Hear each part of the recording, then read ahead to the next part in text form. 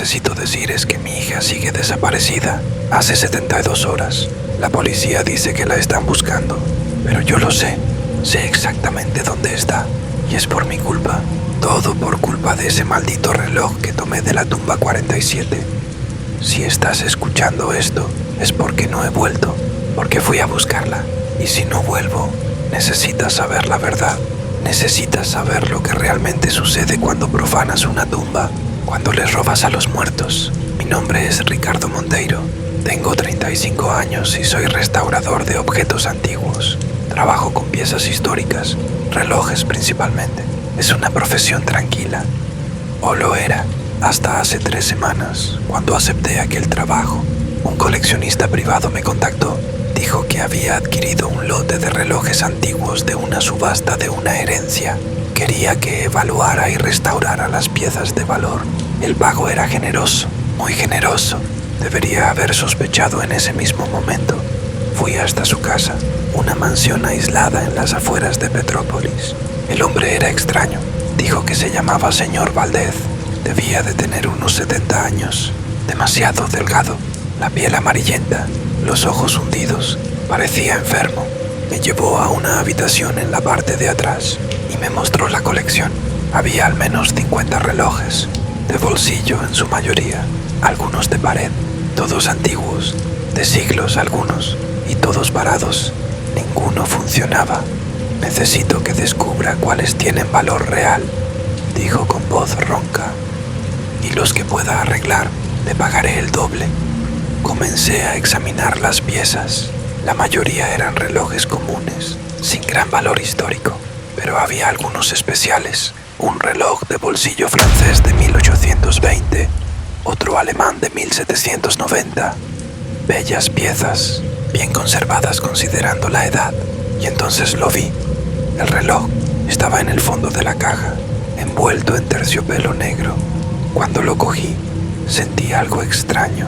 Un frío, como si el metal succionara el calor de mis manos. Era un reloj de bolsillo, de plata, con grabados elaborados en la tapa, símbolos que no reconocí. Lo abrí. La esfera era de marfil, las manecillas de oro, y había una inscripción dentro de la tapa, en latín: Tempus edax rerum, el tiempo devora todas las cosas, y una fecha, 8:47. Este es especial, comenté, muy especial. ¿Cuánto vale? Valdez se acercó.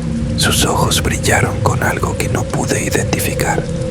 Ese no está a la venta, dijo rápidamente. Fue un error incluirlo en el lote. Necesito que me lo devuelva. Pero yo ya estaba fascinado. La pieza era única. El trabajo de orfebrería era impecable. Y había algo más, algo que no podía explicar. Una atracción, como si el reloj me estuviera llamando. Puedo al menos examinarlo adecuadamente para determinar su origen. Solo unos días, él dudó. Por un largo momento solo me miró. Entonces asintió lentamente.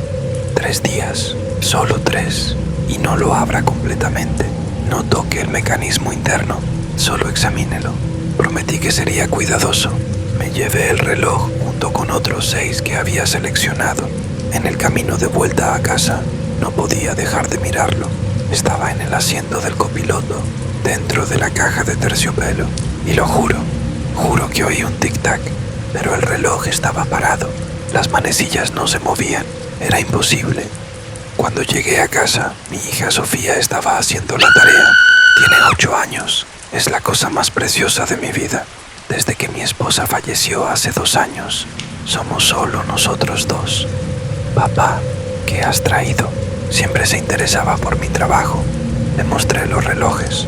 Sus ojos brillaron cuando vio el reloj de plata. Este es bonito. ¿Puedo cogerlo? No, cariño. Este es muy delicado y muy antiguo. Necesito estudiarlo con cuidado. Pasé esa noche en mi taller, examinando el reloj bajo una luz potente, usando una lupa, herramientas de precisión. Los grabados en la tapa eran fascinantes. No eran solo decorativos, eran símbolos, ocultistas tal vez. Había círculos concéntricos, estrellas de 5 puntas y figuras humanoides, o algo parecido. Difícil de decir. Busqué en internet, encontré entre referencias vagas, símbolos usados en rituales de necromancia, de comunicación con los muertos. Eso me dejó incómodo, pero también más curioso. ¿Quién habría hecho un reloj con símbolos así? ¿Y por qué? Decidí abrir el mecanismo. Sé que había prometido no hacerlo, pero necesitaba entender.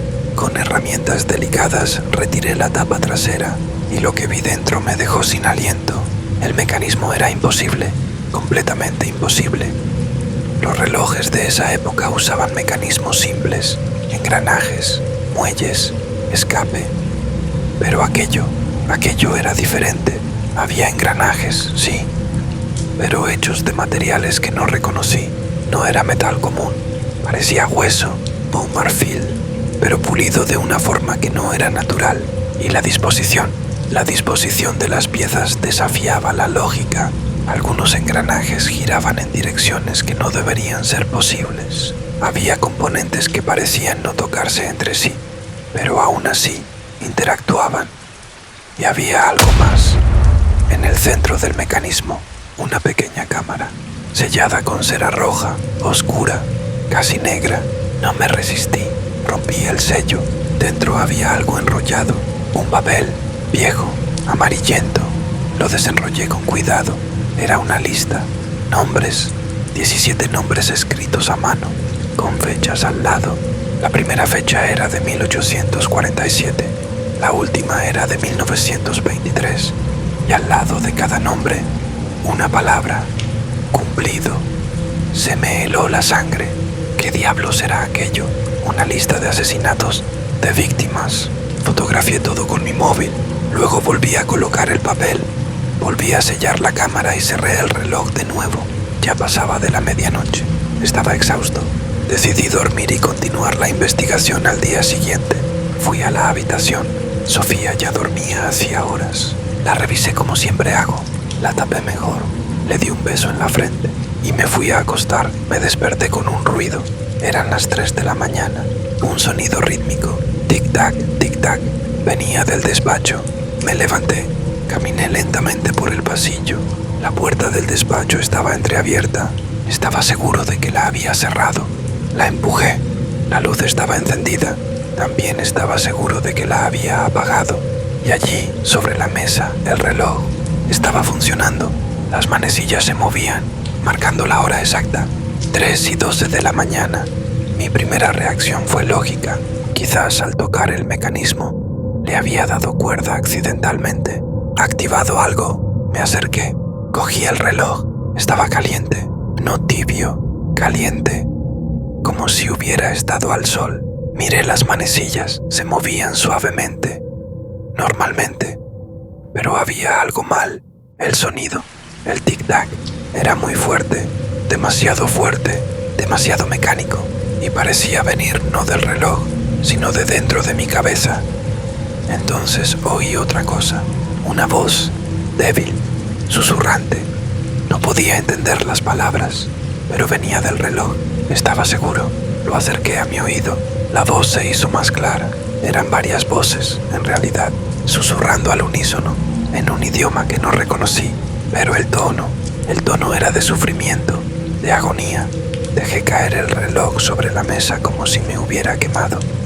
Papá. La voz de Sofía me hizo saltar. Estaba en la puerta, frotándose los ojos. ¿Qué haces despierto? Nada, cariño. Solo vine a revisar una cosa. Vuelve a la cama. Ella miró el reloj. Ahora funciona. Eso es bueno. ¿Conseguiste arreglarlo? Yo, sí, lo conseguí. Ahora ve a dormir. Ella esbozó una sonrisa somnolienta y volvió a su habitación. Miré de nuevo el reloj. Las manecillas seguían moviéndose. El sonido continuaba, pero las voces se habían detenido. Cogí el reloj, lo puse de nuevo en la caja de tercielo. Cerré la caja con llave dentro de un cajón y cerré con llave la puerta del despacho. No pude dormir el resto de la noche. Me quedaba escuchando, esperando, pero no pasó nada más. Cuando amaneció, estaba decidido. Iba a devolverle el reloj a Valdés inmediatamente. Aquello no era normal. Había algo profundamente equivocado con ese objeto. Llamé a Valdés. Nadie contestó. Lo intenté varias veces durante la mañana. Nada. Decidí ir hasta la mansión. Me llevé a Sofía conmigo. No quería dejarla sola en casa. No con aquel reloj allí. El viaje duró 1 hora. Cuando llegamos, la mansión estaba diferente. Todas las ventanas cerradas. El jardín descuidado. Llamé a la puerta. Nadie contestó. Rodeé la casa. Probé otras puertas. Todas cerradas con llave. Miré por las ventanas. Oscuro. Vacío. Como si nadie viviera allí desde hacía años. Le pregunté a un vecino, un señor que cuidaba el jardín de la casa de al lado. Disculpe, estoy buscando al señor Valdés.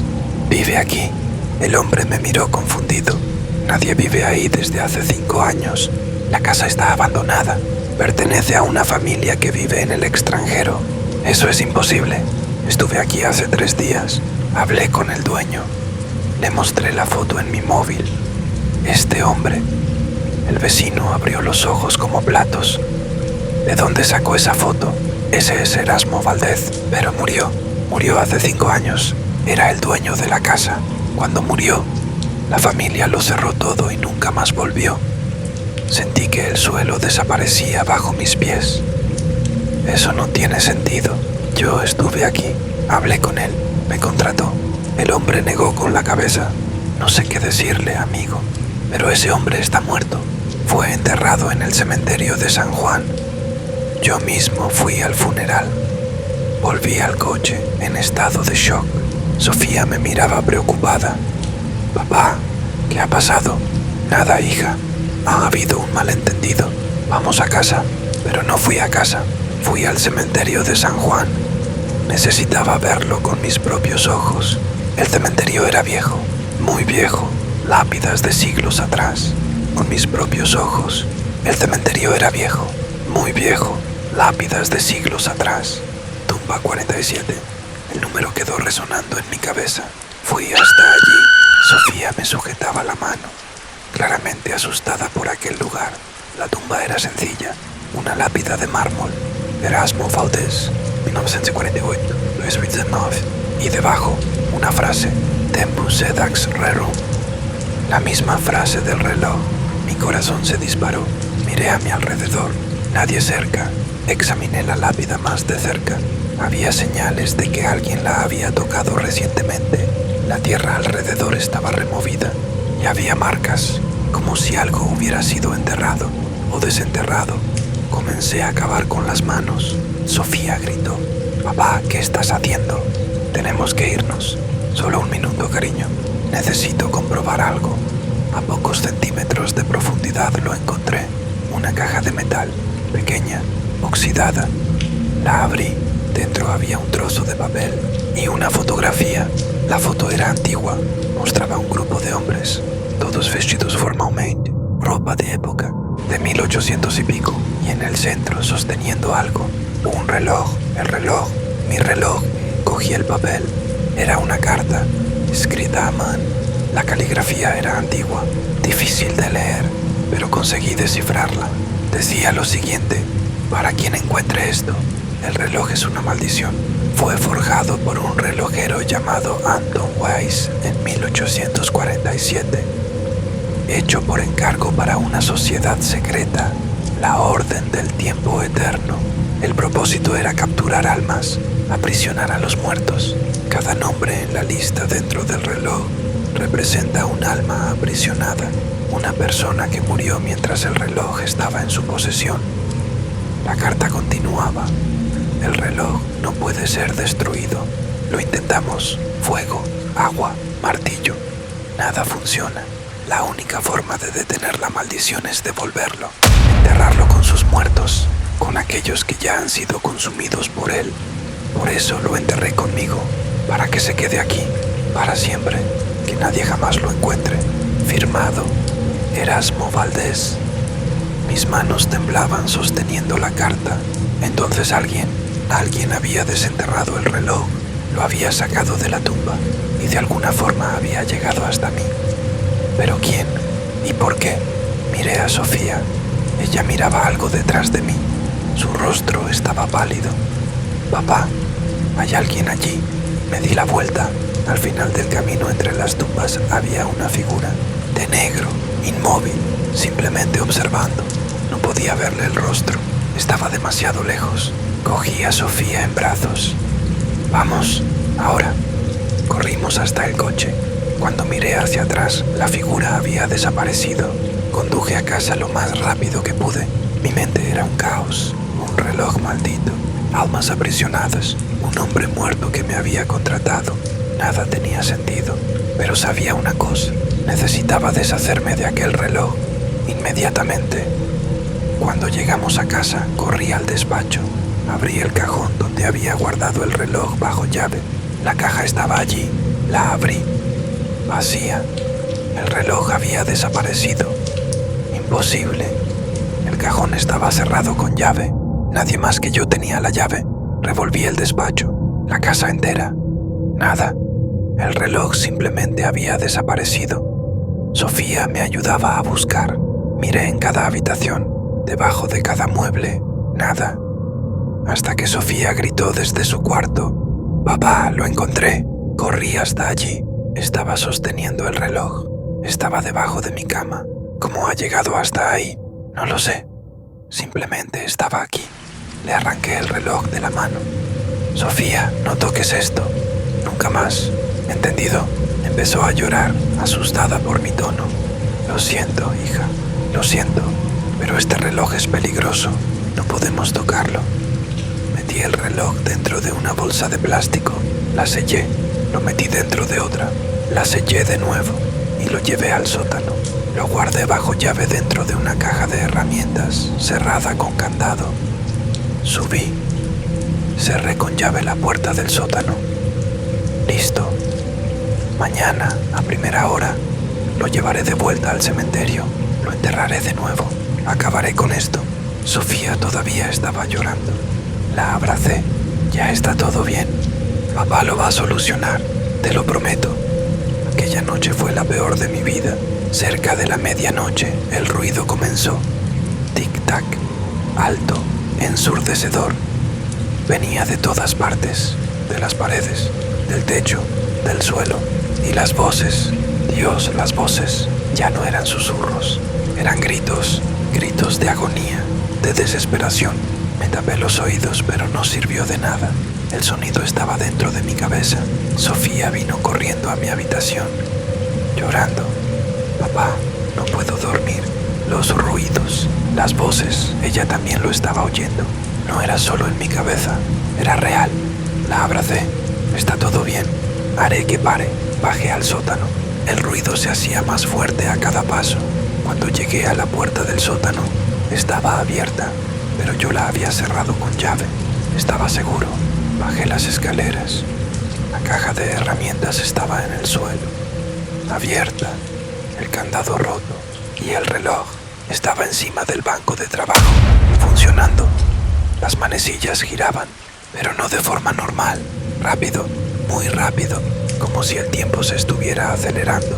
Cogí un mazo. Iba a destruir esa cosa. No importaba lo que la carta dijera. Tenía que intentarlo. Levanté el mazo. Golpeé con todas mis fuerzas el reloj. El mazo rebotó, como si hubiera golpeado algo sólido, imposible de romper. Me dolieron las manos con el impacto. Lo intenté de nuevo, y de nuevo. Nada. El reloj estaba intacto, sin un solo rasguño. Entonces se detuvo. El tic-tac cesó. Las voces se silenciaron. Las manecillas se pararon, marcando exactamente las 3:12, la misma hora de antes. En el súbito silencio oí algo. Pasos, arriba, lentos, arrastrados, caminando por el pasillo, en dirección al cuarto de Sofía. Solté el mazo, subí corriendo las escaleras. El pasillo estaba oscuro. Encendí la luz. Nadie. Pero la puerta del cuarto de Sofía estaba abierta. Entré. Ella no estaba en la cama. «Sofía, ¿dónde estás?». La oí llorar. Venía del armario. Lo abrí. Estaba acurrucada en un rincón, con el reloj en las manos. Intenté no cogerlo, papá, pero él me llamó. Dijo mi nombre. Dijo que tenía que sujetarlo. «Sofía, devuélveme eso ahora». Ella negó con la cabeza. «No puedo. Mis manos no me obedecen. Es como si como si él me estuviera sujetando a mí. Forcé sus manos para que se abrieran. Le quité el reloj. Estaba helado ahora, congelado. Me quemaba la piel con el frío. Puse a Sofía en la cama. No salgas de este cuarto, por nada del mundo. Cierra la puerta por dentro. Solo ábrela cuando yo vuelva. Asintió, llorando. Bajé de nuevo. Esta vez fui directo al coche con el reloj. Iba a llevarlo al cementerio ahora, en mitad de la noche. Enterrarlo de nuevo. Acabar con esto. Mientras conducía, miraba el reloj en el asiento del copiloto. Las manecillas habían vuelto a moverse. Y en la esfera, donde antes había números, ahora había una imagen. Un rostro. El rostro de Sofía. Pisé a fondo el acelerador. El cementerio estaba a 20 minutos. Llegué en 10. Salté el muro. Corrí hasta la tumba 47. Empecé a cavar. Con las manos. Las uñas se me rompían. Los dedos me sangraban. Cavé hondo.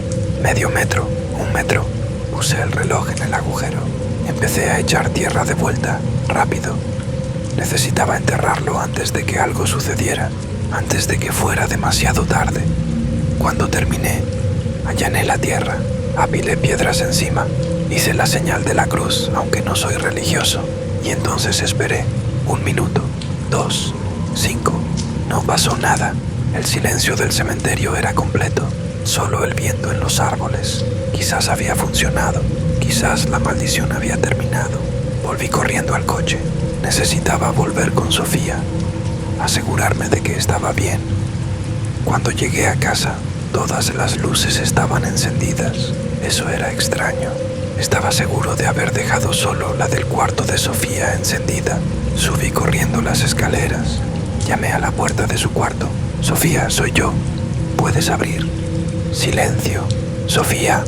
Giré el pomo. Cerrado con llave. Sofía, abre la puerta ahora. Nada. Mi corazón se disparó. Derribé la puerta.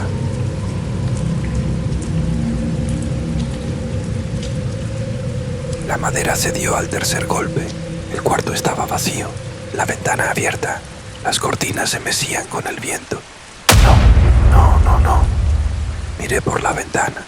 El patio estaba oscuro. Cogí una linterna. Bajé. Sofía, ¿dónde estás? Mi voz resonaba en la noche. Busqué por todas partes. El patio, el garaje, la calle. Nada. Había desaparecido. Llamé a la policía. Expliqué que mi hija había desaparecido, que tenía 8 años, que necesitaba ayuda inmediatamente. Vinieron, hicieron preguntas, buscaron, pero no encontraron nada, ninguna señal de entrada forzada, aparte de la puerta que yo mismo rompí, ninguna pista. Entonces uno de los policías encontró algo en el cuarto de Sofía, debajo de la cama, una huella pequeña, de niño. Pero no eran los pies descalzos de Sofía. Era una huella de zapato, antiguo, como aquellos zapatos de 1800. Y había más. Un rastro, huellas que llevaban de la cama a la ventana. Y fuera, más huellas. 2 personas, una pequeña, una más grande, yendo en dirección a la calle. Pero entonces la huella simplemente se detenía en mitad de la acera, como si se hubieran desvanecido en el aire. A los policías les pareció extraño, pero no tenían explicación. Prometieron seguir buscando. Emitieron una alerta Amber, pero yo lo sabía. Sabía que no la iban a encontrar así, porque Sofía no había sido secuestrada por una persona común. Había sido raptada por algo mucho peor. Volví al despacho. Revolví mis archivos. La foto que había tomado de la lista dentro del reloj. Amplié la imagen. Estudié los nombres. Todos tenían fechas al lado. La fecha de la muerte, tal vez, y todos habían muerto el mismo día en que obtuvieron el reloj, como si el simple acto de poseerlo sellara su destino. Pero había algo más. Al final de la lista, un espacio en blanco, como si estuviera esperando un nuevo nombre. Mi nombre, o peor, el nombre de Sofía. No podía dejar que eso sucediera. Necesitaba encontrarla. ¿Pero cómo? ¿Cómo se lucha contra una maldición? Contra algo sobrenatural. Recordé la carta, la orden del tiempo eterno, la sociedad que había encargado el reloj. Tal vez todavía existiera. Tal vez alguien supiera cómo romper la maldición. Pasé horas investigando, en internet, en libros antiguos, en foros oscuros sobre ocultismo, y finalmente lo encontré. Una referencia. La Orden del Tiempo Eterno había sido fundada en Viena en 1840 por un grupo de aristócratas obsesionados con la muerte, con la idea de la vida eterna. Creían que el tiempo era la única fuerza verdadera y que quien controlara el tiempo controlaría la muerte. Encargaron objetos, artefactos, cada uno con un propósito: capturar almas, apresar la esencia vital, volver inmortales a sus dueños. Pero algo salió mal. Los objetos se volvieron malditos. En lugar de dar vida eterna, consumían vidas. Aprisionaban las almas no para sus dueños, sino para sí mismos. La orden entró en pánico. Intentó destruir los objetos. No lo consiguieron. Entonces los escondieron, los enterraron, los arrojaron al mar, los esparcieron por el mundo, esperando que nunca fueran encontrados. Pero lo eran, de vez en cuando. Y cuando lo eran, la gente moría. Encontré registros, relatos esparcidos a lo largo de los siglos. En 1863, un comerciante en Londres encontró un reloj de bolsillo antiguo. Murió 3 días después. Causas desconocidas. En 1891, una familia en Francia heredó una colección de relojes. Todos murieron en una semana. Incendio en la casa, pero los cuerpos estaban intactos, como si hubieran muerto antes del fuego. En 1934, un coleccionista en Nueva York compró un reloj en una subasta. Suicidio. Se arrojó de un edificio, pero testigos decían que gritaba sobre voces, sobre el tiempo agotándose. El patrón era siempre el mismo. Alguien obtenía el reloj por compra, por herencia, por hallazgo. Y entonces comenzaban los síntomas. Primero los sueños, pesadillas sobre estar enterrado vivo, sobre el tiempo congelándose, sobre ser perseguido por figuras sombrías. Después las marcas, pequeñas, casi imperceptibles, con forma de engranajes, apareciendo por el cuerpo. Y entonces las voces, susurros constantes, llamando, convocando, hasta que la persona simplemente desaparecía o era encontrada muerta, siempre sin explicación. El reloj era uno de esos objetos, el más poderoso según los relatos, porque el tiempo era su esencia, y todos estamos atrapados por el tiempo. Nadie escapa. Encontré una mención a Anton Weiss, el relojero que lo había creado. No era solo un artesano, era un ocultista, un miembro de la orden. Decían que había hecho un pacto con algo más allá de la comprensión humana, una entidad que existía fuera del tiempo, el devorador del tiempo. Y el reloj era más que un objeto, era un ancla, un portal. A través de él, la entidad podía tocar nuestro mundo, alimentarse de nuestras almas. La única forma de romper la maldición, según un texto que encontré, era devolver el objeto a su creador, a Anton Weiss. Pero él había muerto en 1891, enterrado en Viena. Entonces era imposible. ¿O no? Seguí investigando. Encontré algo interesante. Weiss había tenido un aprendiz, un joven llamado Friedrich. Este Friedrich había huido, horrorizado por lo que vio hacer a Weiss, y había dejado un diario, un relato detallado de los rituales, de las experiencias, de las muertes. El diario mencionaba algo crucial. Weiss no solo había creado el reloj, había vinculado su propia alma a él como garantía para que incluso después de la muerte, él aún pudiera controlar el portal, aún pudiera alimentar a la entidad. Eso significaba que Weiss no estaba muerto, no realmente.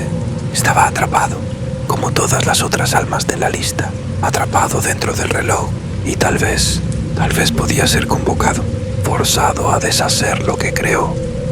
Pero para eso necesitaría un ritual. El diario lo describía. Necesitaba 3 cosas. Primero, sangre del portador actual. Segundo, un objeto personal de una de las víctimas. Tercero, el reloj en sí. Y tenía que hacerse en un lugar de poder, un lugar donde el velo entre los mundos fuera fino, como un cementerio, específicamente en la tumba donde el reloj estaba enterrado. En la tumba 47 tenía sangre, la mía. Tenía un objeto personal de una víctima, el anillo de bodas de María, que había guardado tras su muerte, y necesitaba el reloj, pero estaba enterrado, o debería estarlo. Decidí intentarlo de todos modos. Si el ritual no funcionaba, al menos lo habría intentado todo. Era mi única esperanza de salvar a Sofía, porque en el fondo de mi corazón lo sabía, no le quedaba mucho tiempo. Las marcas que vi en su rostro, los ojos que se le ponían blancos por segundos. Estaba siendo consumida, lentamente, y pronto sería demasiado tarde. Volví al cementerio, esta vez durante el día. Llevé una pala apropiada y los materiales para el ritual. El anillo, un cuchillo, velas, sal, tiza, todo según lo describía el diario. Fui directo a la tumba. Empecé a cavar. La tierra estaba blanda, como si hubiera sido removida recientemente. En pocos minutos llegué al agujero donde había enterrado el reloj, pero no estaba allí. El agujero estaba vacío. Cavé más hondo. A los lados, nada. El reloj había desaparecido de nuevo, o nunca había estado allí. Me quedé allí parado, sin saber qué hacer. Había puesto todas mis esperanzas en aquel ritual, y ahora sin el reloj era imposible. Me senté en la tierra, desanimado, derrotado, y entonces lo oí detrás de mí. El tic-tac. Me giré lentamente. La figura de negro estaba allí, la misma que había visto antes, pero ahora estaba más cerca y pude ver el rostro, o la ausencia de él.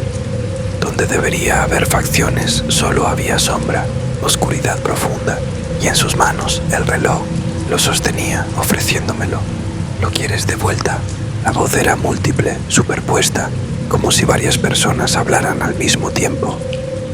Lo quiero, lo necesito, para salvar a mi hija.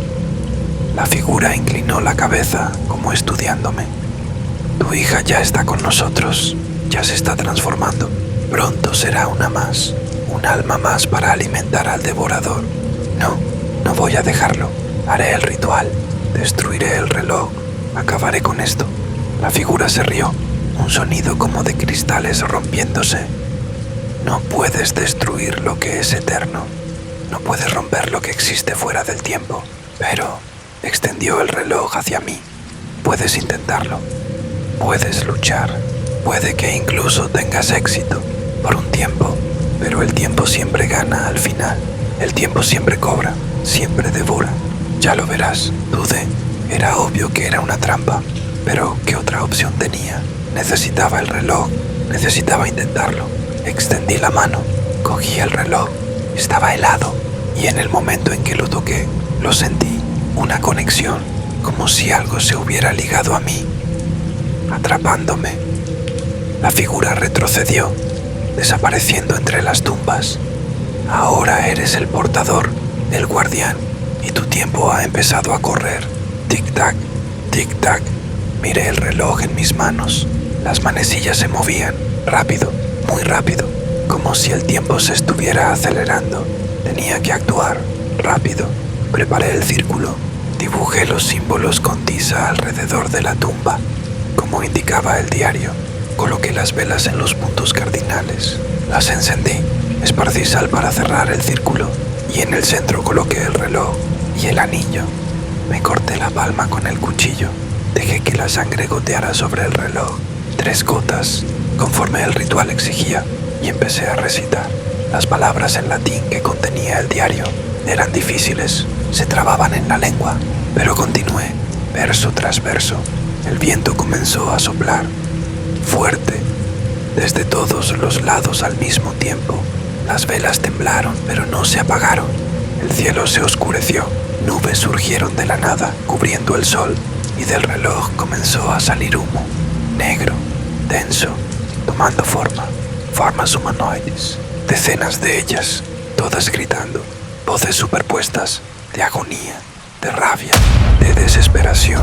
Anton Weiss, grité, te convoco, te ordeno, por la sangre derramada, por el alma perdida, por el anillo roto. Aparece, responde. Una de las formas se solidificó más que las otras. Era un hombre, viejo, barba larga, ropa de época de 1800 y pico. Sus ojos eran vacíos, negros como pozos. ¿Quién osa convocarme? La voz resonaba, reverberaba. Yo, Ricardo Monteiro, portador del reloj, víctima de la maldición. Exijo que rompas lo que creaste, que liberes las almas, que cierres el portal. Wise se rió. Un sonido terrible. No ordenas nada, mortal. El reloj es eterno. La maldición es permanente. Las almas son mías. Y la tuya será la próxima. Y la de la niña. Y la de todos los que toquen lo que es mío. No, hay una forma. Siempre hay una forma. El diario de tu aprendiz, Frederick. Él lo escribió. Dijo que tenías una debilidad, un vínculo, algo que podía ser usado en tu contra. Wise dejó de reír. Su rostro, si es que se le podía llamar así, se contorsionó. Friedrich, ese traidor, ¿qué te dijo? Que amas a alguien, que hiciste todo esto por alguien. Tu hija, muerta joven, de enfermedad, y no lo aceptaste. No pudiste dejarla ir. Por eso hiciste el pacto. Por eso creaste el reloj. Para traerla de vuelta, para engañar a la muerte. Pero no funcionó. Ella no volvió. Y tú te quedaste atrapado, condenado, alimentando a un monstruo por toda la eternidad. Por nada, Wise rugió. Su forma tembló, se expandió, llenó el círculo. No hables de ella. No hables de lo que no entiendes. Pero yo lo entiendo. Perdí a mi esposa y casi pierdo a mi hija. Sé lo que es el dolor, la desesperación. Perdí a mi esposa y casi pierdo a mi hija. Sé lo que es el dolor, la desesperación. Nunca. La voz era final, absoluta. Entonces no me dejas otra opción. Tomé la alianza de María. La coloqué sobre el reloj. En el momento en que se tocaron, un rayo cayó del cielo oscuro, impactando en el centro del círculo. Wise gritó. Las otras formas gritaron. Y por un momento, un breve momento, vi algo. Más allá de Wise, algo inmenso, tentacular, el devorador, y estaba furioso. El suelo tembló, las lápidas de alrededor se agrietaron, y entonces todo se volvió blanco, luz pura, cegadora. Cuando recuperé la visión, estaba en el suelo, arrojado lejos del círculo. El reloj estaba en el centro, roto, finalmente roto, pero no solo roto, derretido, como si hubiera sido expuesto a un calor intenso, y las formas habían desaparecido. Wise había desaparecido, solo quedaba el silencio. Me levanté tambaleándome. Había funcionado, era posible. Me acerqué a los restos del reloj, lo toqué.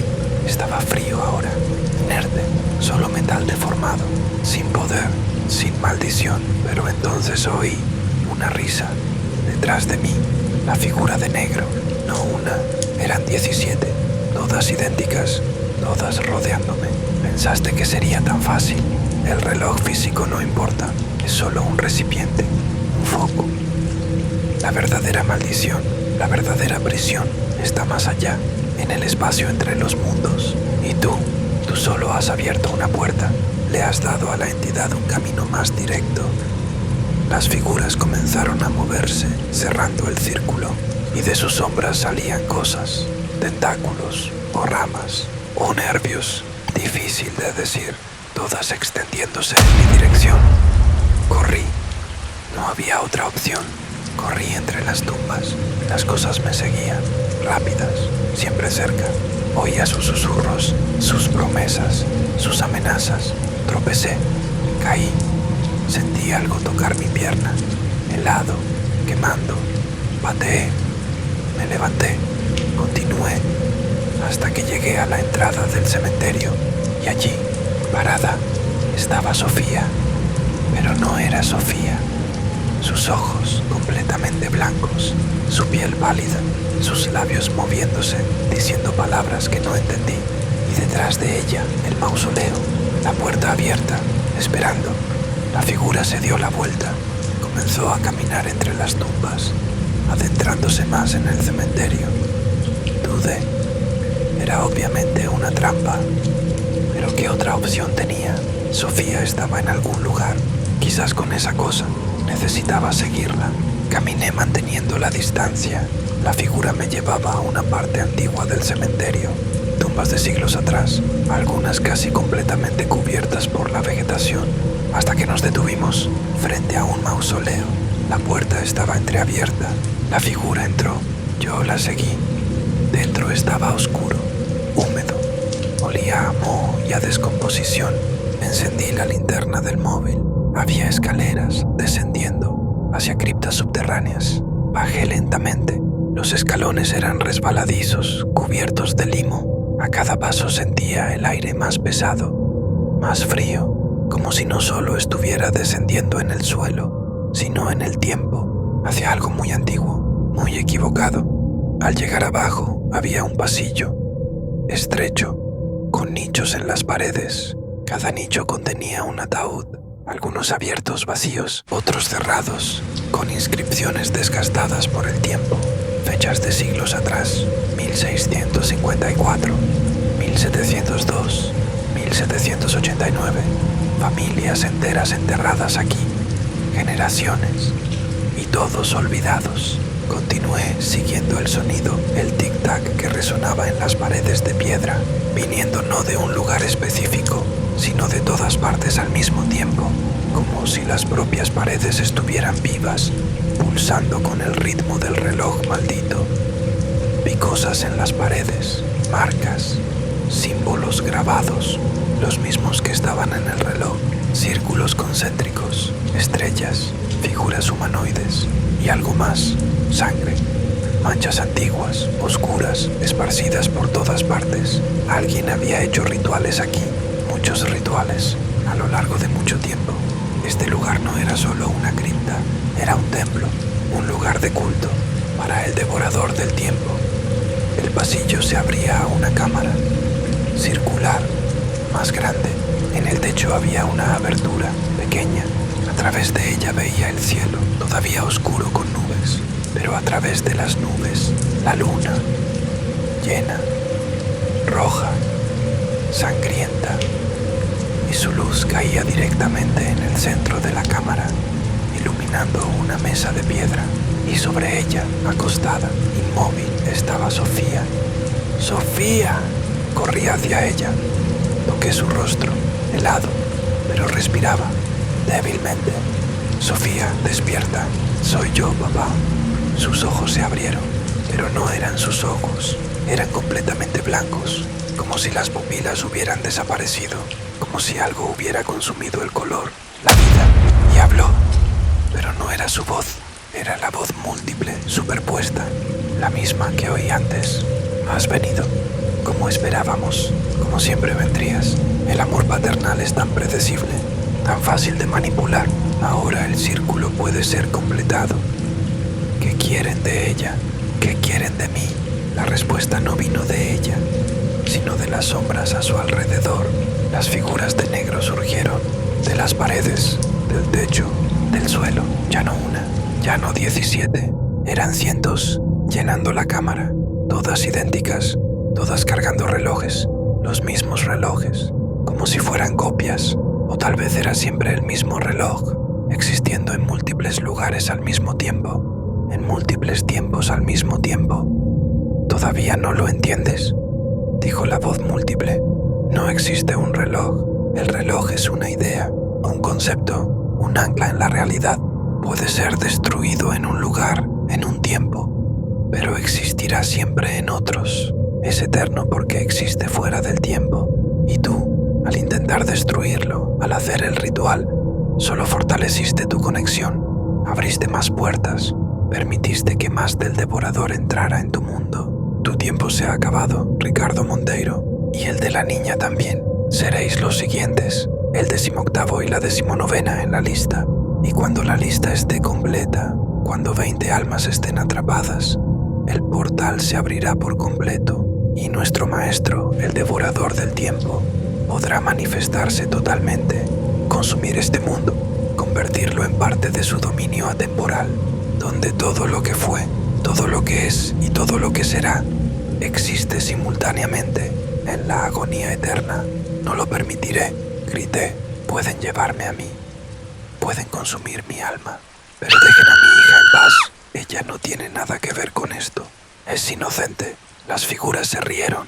Un sonido horrible, como metal raspando, como huesos rompiéndose, como voces gritando en un idioma muerto. Inocencia, culpa, conceptos humanos, irrelevantes. El tiempo no juzga, el tiempo no perdona, el tiempo no elige, el tiempo simplemente es. Y todos, sin excepción, son consumidos por él, eventualmente. Pero tú eres especial. Tu sangre carga algo, una marca, una conexión con la orden, a través de tu esposa. Ella era descendiente de uno de los miembros originales. No lo sabías, nunca te lo contó. Por eso el reloj la encontró, por eso la consumió. Y a través de ella te marcó a ti, y a través de ti marcó a la niña. Vosotros tres sois la clave, la última pieza, el sacrificio final que permitirá la manifestación completa. María era descendiente de la orden. Es imposible, nunca lo mencionó, nunca lo supe. No importa, dijo la voz, la sangre llama, siempre llama, y ahora el ciclo termina. Todas las figuras levantaron los relojes, las manecillas comenzaron a girar, rápido, muy rápido, girando hacia atrás, hacia adelante, parando, recomenzando, como si el tiempo mismo se estuviera rompiendo, fragmentando. Y lo sentí mi vida siendo drenada, absorbida, como si cada segundo de mi existencia estuviera siendo arrancado, desde el nacimiento hasta el presente, todo siendo consumido, devorado. Mis piernas se dieron, caí de rodillas, la visión oscureciéndose, las fuerzas desvaneciéndose. Solo podía pensar en Sofía, en cómo había fallado en protegerla, en cómo mi amor no fue suficiente, en cómo al final el tiempo siempre gana. Lo siento, Sofía. Siento no haber sido lo suficientemente fuerte, no haber sido lo suficientemente listo por haber traído esta maldición a nuestras vidas. Te quiero, hija. Siempre te he querido, siempre te querré, incluso en el final, incluso en la muerte. Mi amor por ti es eterno y tal vez eso signifique algo, aunque sea pequeño. Entonces oí otra voz, una voz que conocía, que amaba, que había perdido. Ricardo, la voz de mi esposa, muerta hacía 2 años. Imposible. Miré hacia arriba con la poca fuerza que me quedaba. Había luz viniendo de uno de los ataúdes por los que había pasado en el pasillo. Estaba abierto ahora, y de él salió una figura, translúcida, casi transparente, hecha de luz plateada, pero reconocible, inconfundible. María. Ella sonrió, una sonrisa triste, melancólica.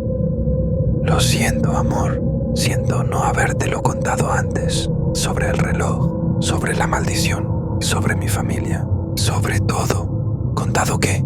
María, ¿cómo estás? ¿Estás muerta? Lo estoy. Y no lo estoy.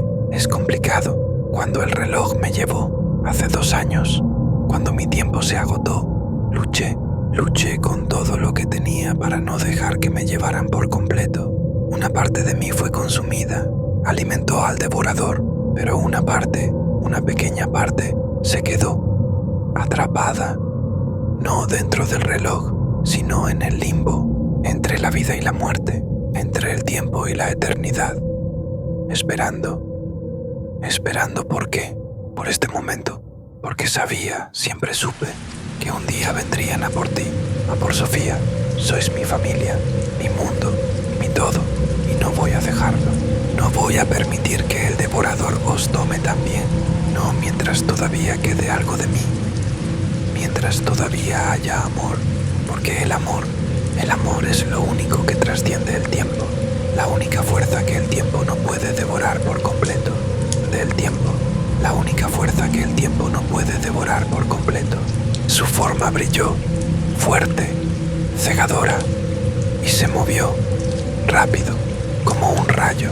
Tocó a cada una de las figuras de negro, y cuando las tocaba, gritaban, se retorcían, se disolvían, se convertían en humo.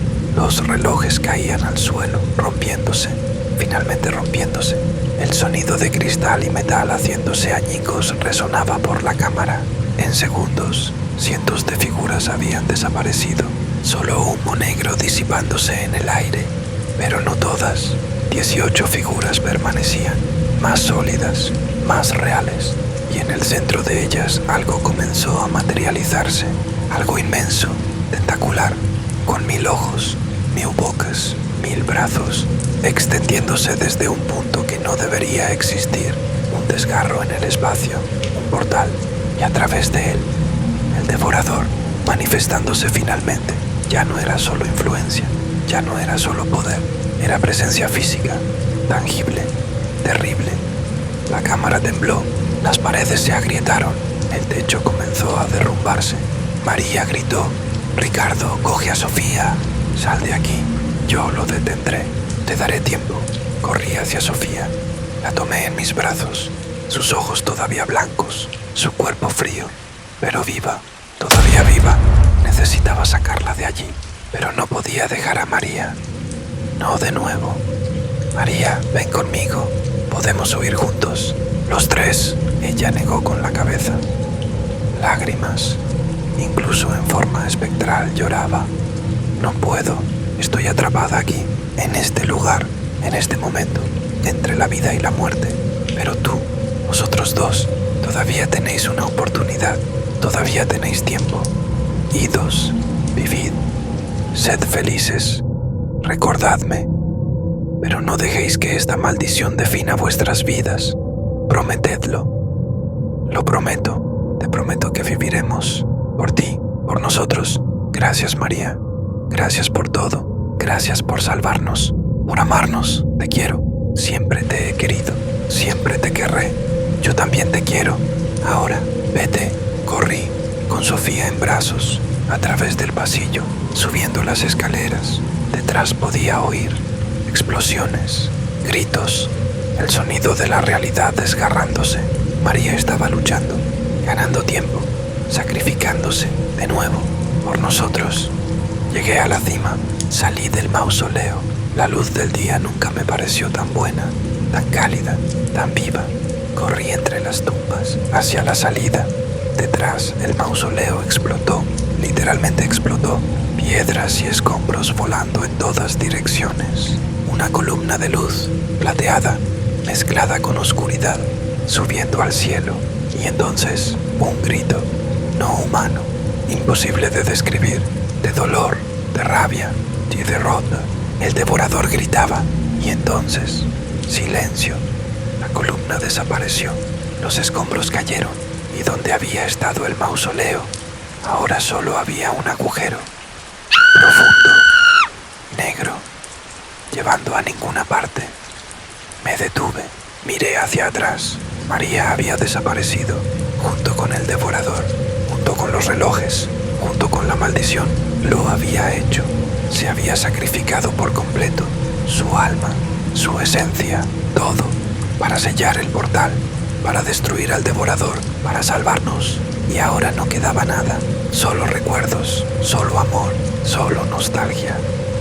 Sofía se movió en mis brazos, tosió, respiró hondo, sus ojos se abrieron, y esta vez eran sus ojos, castaños, brillantes, vivos. «Papá, ¿qué? ¿Dónde estamos? ¿Qué ha pasado?» «Está todo bien, cariño, ya está todo bien. Vamos a casa».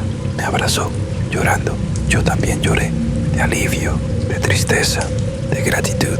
La llevé fuera del cementerio, al coche, a casa, a la vida. En los días siguientes fui volviendo a la normalidad, lentamente. Sofía se recuperó, volvió a la escuela, a su rutina. Parecía no recordar nada, o tal vez lo recordaba pero no quería hablar. Lo respeté, dejé que lo procesara a su manera. La policía cerró el caso. Niña fugada que regresó. Aceptamos esa versión. Era más fácil que la verdad. Y la verdad nadie la creería. El cementerio fue clausurado, al menos la parte antigua. Dijeron que el mausoleo se derrumbó por problemas estructurales, que era peligroso. Pero yo lo sabía lo que realmente había sucedido allí abajo, en las profundidades, y sabía que María había pagado el precio final para darnos esta segunda oportunidad. Pasaron 3 semanas. Hoy es el cumpleaños de Sofía, 9 años. Hicimos una pequeña fiesta, solo algunos amigos. Tarta, regalos, risas. Estaba feliz, verdaderamente feliz, y viéndola así, sonriendo, jugando, viviendo, sentí que había valido la pena. Todo el sufrimiento, todo el terror, todo el sacrificio, porque ella estaba viva, estaba libre y tenía toda una vida por delante. Por la noche, cuando todos se fueron, cuando Sofía se fue a dormir, me quedé solo en la sala, mirando fotos antiguas, de cuando María estaba viva, de cuando éramos una familia completa, y lo sentí que ella estaba allí, no físicamente, pero presente, cuidando de nosotros, como siempre hizo y siempre haría, porque el amor, el verdadero amor, no muere, no termina, no es devorado por el tiempo, permanece, eterno, inmutable, más fuerte que cualquier maldición. En cuanto a mí, ya no trabajo con relojes, no puedo, cada tic-tac me lo recuerda, me atormenta, vendí todo mi equipo, cambié de profesión, ahora trabajo con restauración de pinturas, arte, belleza, vida, cosas que trascienden el tiempo de otras formas, pero sé que nunca lo olvidaré, nunca me perdonaré por completo, porque fue por mi culpa, mi codicia, mi curiosidad, que todo esto sucedió. Por eso estoy contando esto, por eso necesito que lo sepas.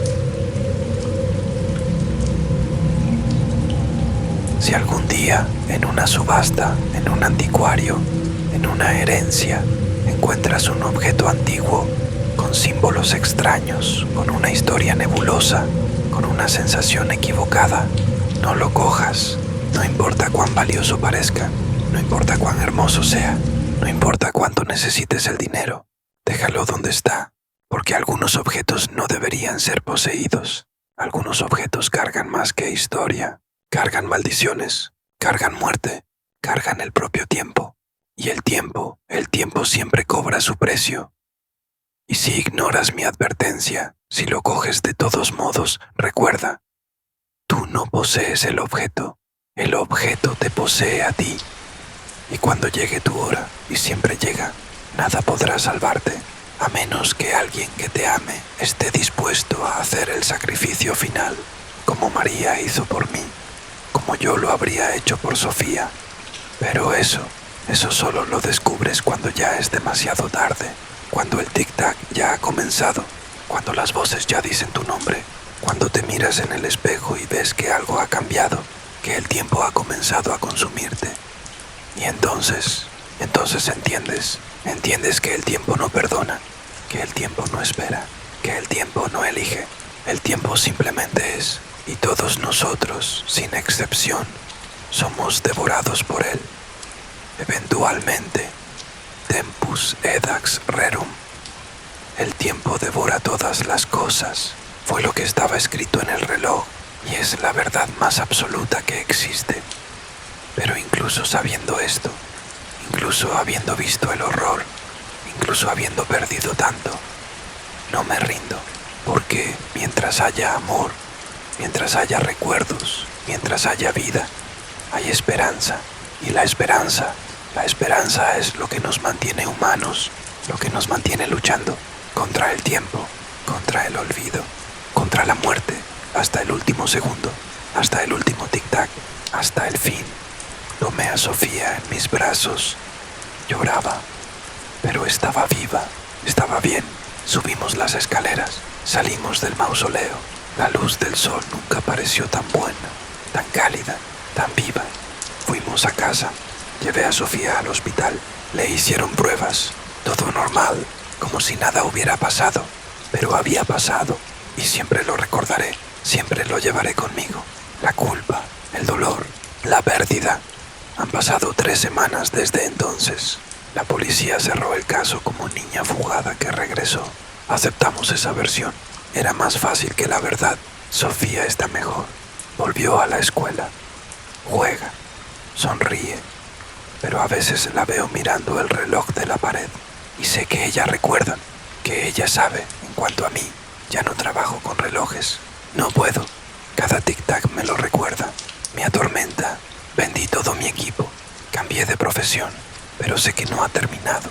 No realmente, porque la orden del tiempo eterno creó otros objetos, otros artefactos, y todavía están por ahí, esperando, siendo encontrados, destruyendo vidas. Por eso estoy contando esto. Por eso necesito que lo sepas. Si algún día, en una subasta, en un anticuario, en una herencia, encuentras un objeto antiguo, con símbolos extraños, con una historia nebulosa, no lo cojas. No importa cuán valioso parezca, no importa cuán hermoso sea, déjalo donde está, porque algunos objetos no deberían ser poseídos. Algunos objetos cargan más que historia, cargan maldiciones, cargan muerte. Y si ignoras mi advertencia, si lo coges de todos modos, recuerda, tú no posees el objeto te posee a ti.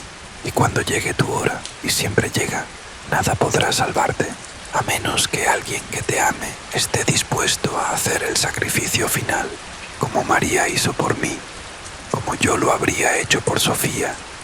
Pero eso solo lo descubres cuando ya es demasiado tarde, cuando el tic-tac ya ha comenzado, cuando las voces ya dicen tu nombre, cuando te miras en el espejo y ves que tus ojos están empezando a volverse blancos. Y entonces entiendes que el tiempo no perdona, que el tiempo no espera, que el tiempo devora todas las cosas. Tempus edax rerum. Y ahora que he contado mi historia, ahora que he advertido, necesito irme, porque anoche lo oí de nuevo. El tic-tac, bajo, casi imperceptible, pero ahí estaba. Y cuando me desperté, había una pequeña marca en mi mano, con forma de engranaje. Y sé lo que eso significa. Sé que no ha terminado, que tal vez nunca termine, porque cuando te metes con fuerzas más allá de la comprensión, cuando profanas lo que debería permanecer enterrado, siempre hay un precio, siempre una consecuencia, y yo todavía estoy pagando la mía.